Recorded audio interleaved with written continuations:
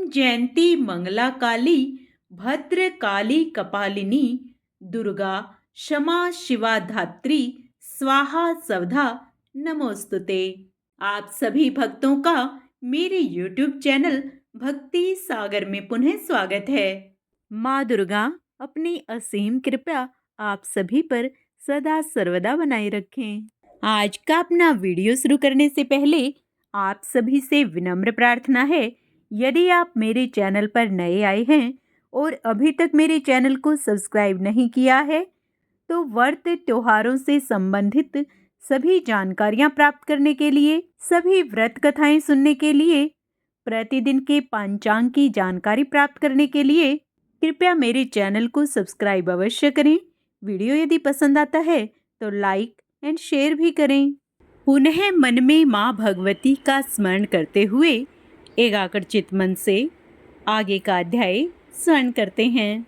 सुखदेव जी बोले, हे राजन, आपने जो बात कही उसे सुनकर भी मेरा संदेह बना हुआ है, वह किसी प्रकार भी दूर नहीं होता। हे भूपते, वेद धर्मों में हिंसा का बाहुल्य है।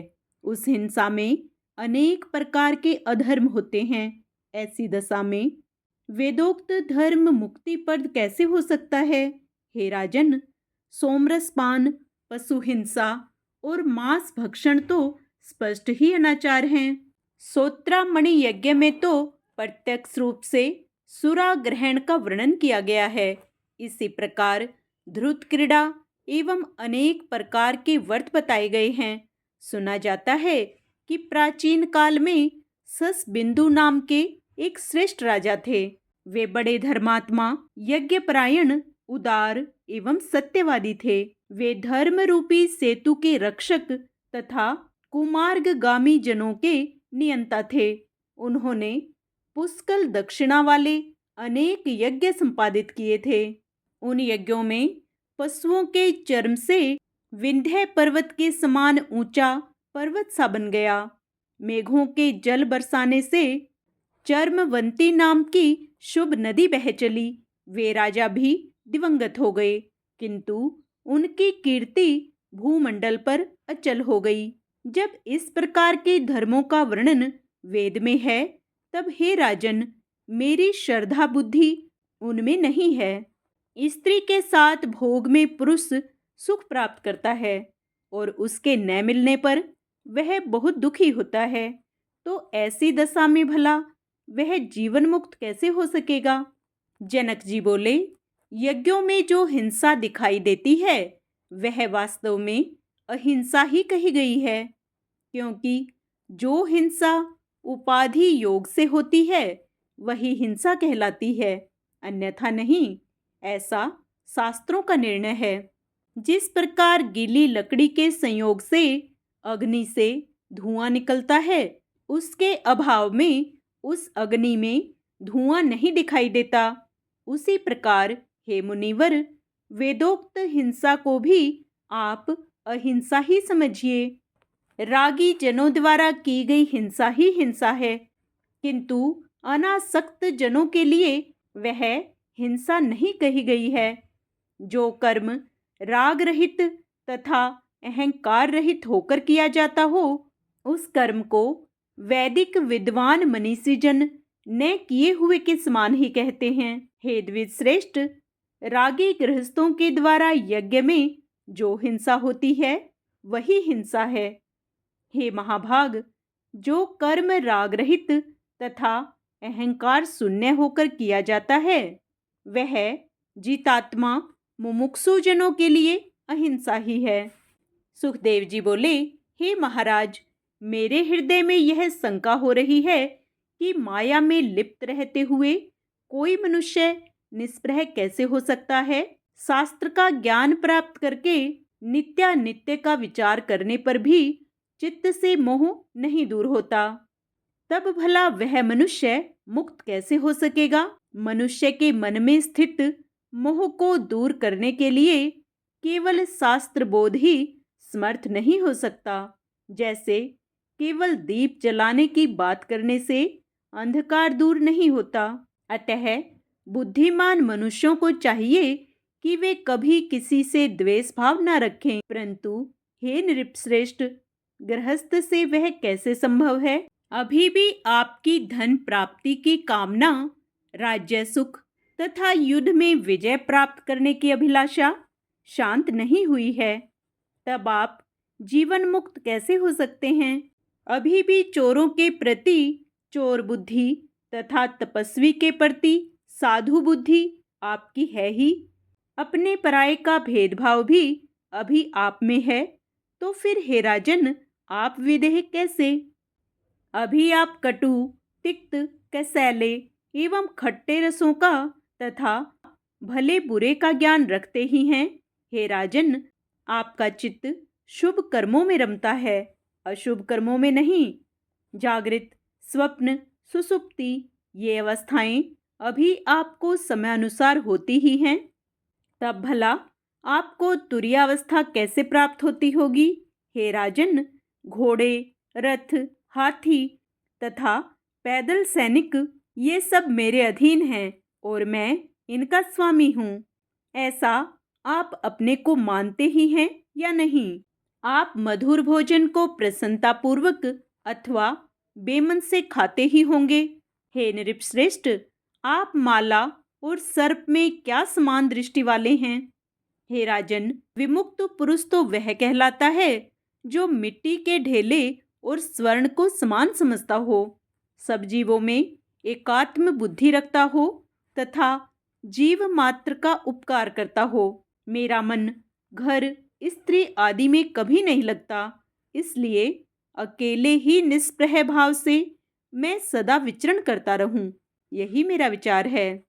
निसंग, ममता रहित और शांत होकर केवल पत्र, मूल, फल इत्यादि ग्रहण करता हुआ मैं निर्द्वंद एवं अपग्रही होकर मृग की भांति स्वच्छंद विचरण करूंगा।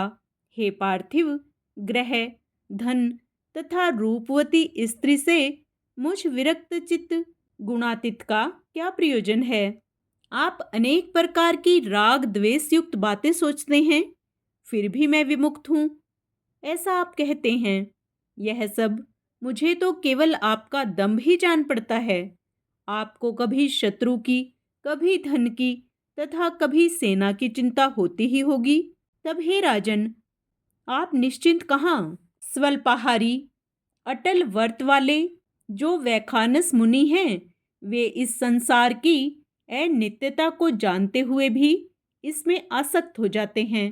हे राजन, आपके वंश में उत्पन्न सभी राजाओं का नाम विधेय यह हो जाता है। इसमें भी आप धोखा समझिए, दूसरा कुछ नहीं।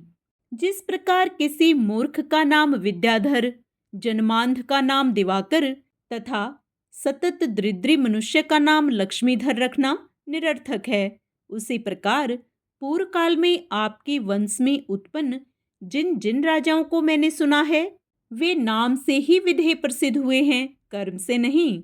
हे नृप, आपके कुल में पहले निमि नाम के राजा हो चुके हैं। उन राजऋषि ने एक बार अपने गुरु वशिष्ठ मुनि को यज्ञ के लिए निमंत्रित किया।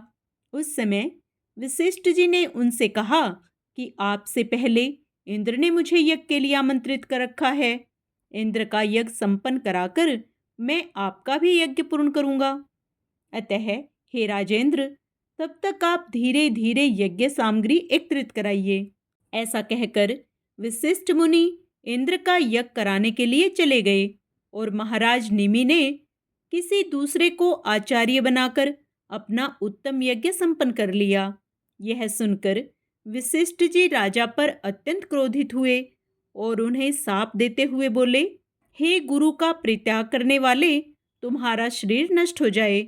यह सुनकर महाराज निमि ने भी शाप दिया कि आपका भी शरीर नष्ट हो जाए। इस प्रकार वे दोनों एक दूसरे के शाप से नष्ट हो गए, ऐसा मैंने सुना है। हे राजेंद्र, विधेय होकर भी राजा ने अपने गुरु को स्वयं शाप दे डाला।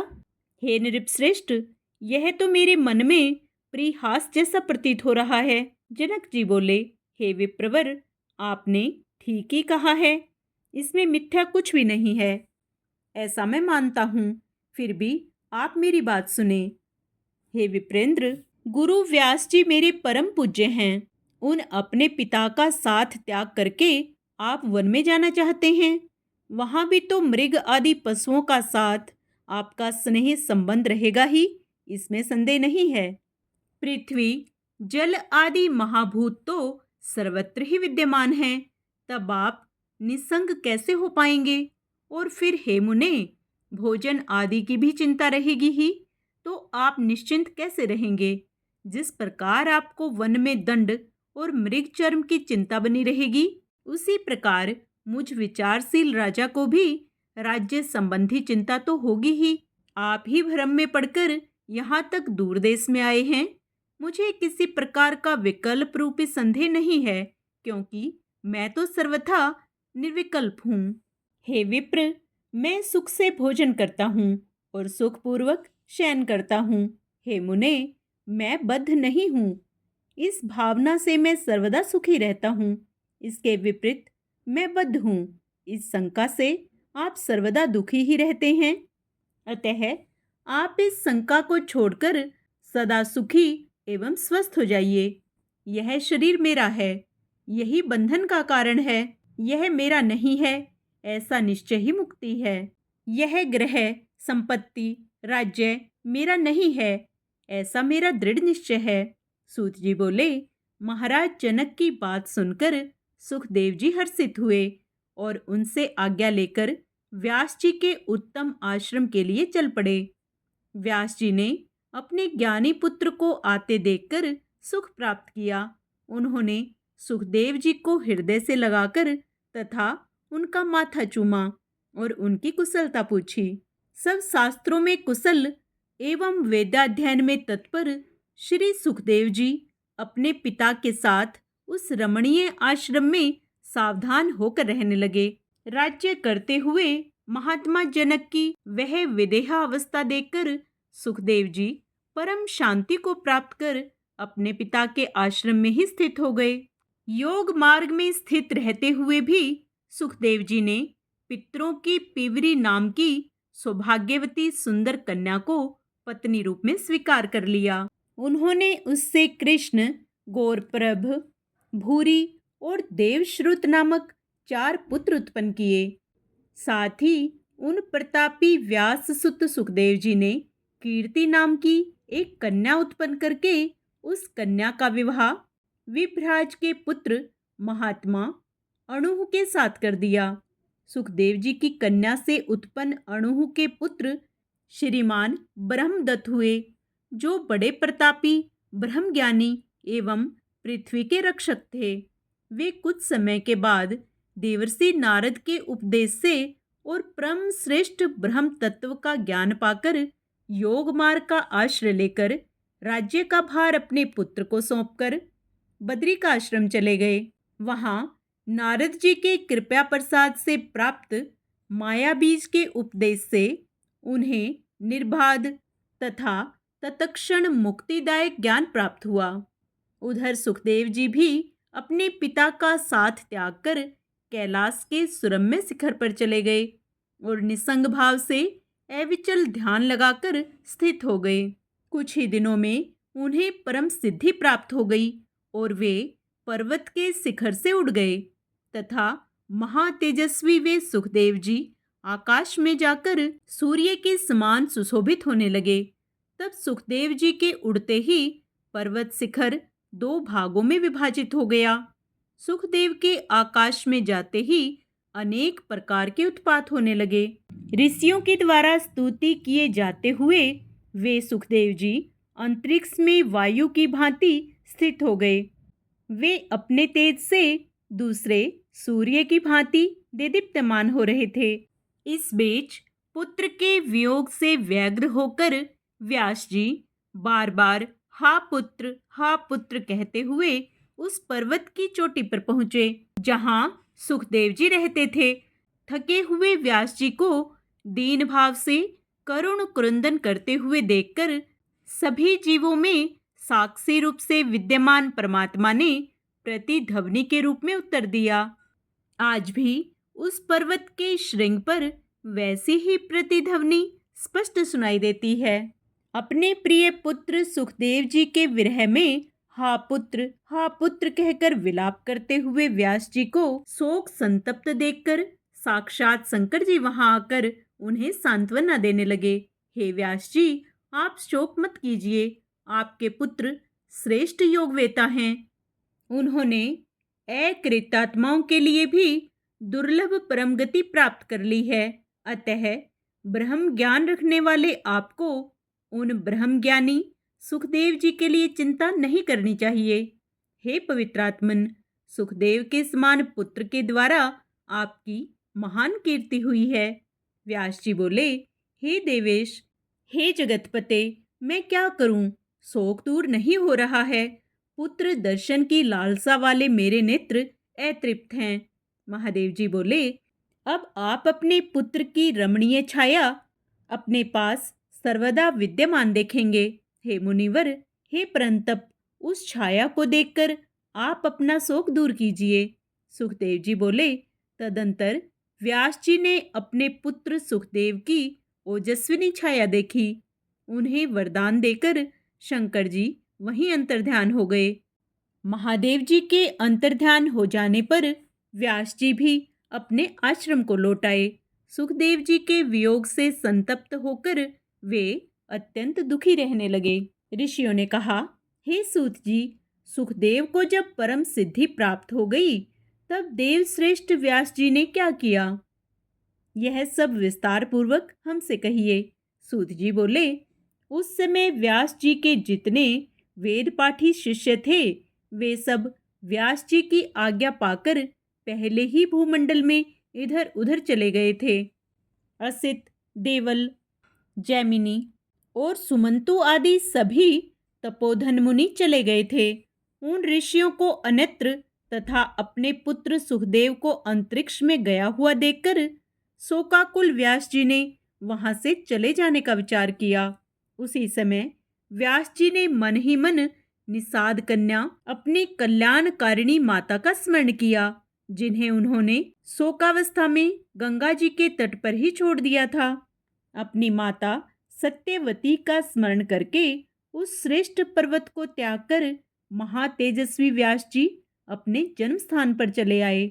इस प्रकार उन्होंने उस द्वीप पर जाकर लोगों से पूछा कि वे सुंदर मुख वाली मेरी माता कहाँ चली गई? तब निषादों ने बताया, उस कन्या का तो निषाद राज ने राजा शांतनु से विवाह कर दिया। तत्पश्चात निषाद राज ने व्यास जी का प्रेम पूर्वक पूजन एवं सत्कार करके हाथ जोड़कर कहा। दासराज बोला, हे मुने, मेरा जन्म सफल हो गया और हमारा कुल पवित्र हो गया, जो कि आज देवताओं के लिए दुर्लभ आपका दर्शन प्राप्त हुआ। हे विप्रवर, आप जिस काम से आए हैं वह बताइए। हे विभो, धन, पुत्र, कलत्र आदि यह सब आपके अधीन हैं। निषाद राज के प्रार्थना करने पर व्यास जी ने सरस्वती नदी के सुंदर तट पर अपना आश्रम बनाया और सावधान चित्त हो वे पुनः तप करते हुए वहां रहने लगे। अपूर्व तेजस्वी महाराज शांतनु को सत्यवती के गर्भ से 2 पुत्र उत्पन्न हुए। इन दोनों को अपना भाई मानकर वनवासी व्यास जी अत्यंत प्रसन्न हुए।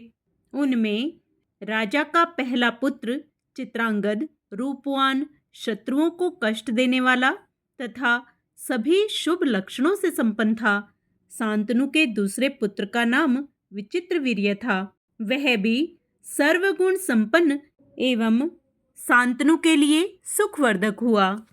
इसके पूर्व उन राजा शांतनु को गंगा से भीष्म नामक बलशाली एवं पराक्रमी पुत्र पैदा हुआ था।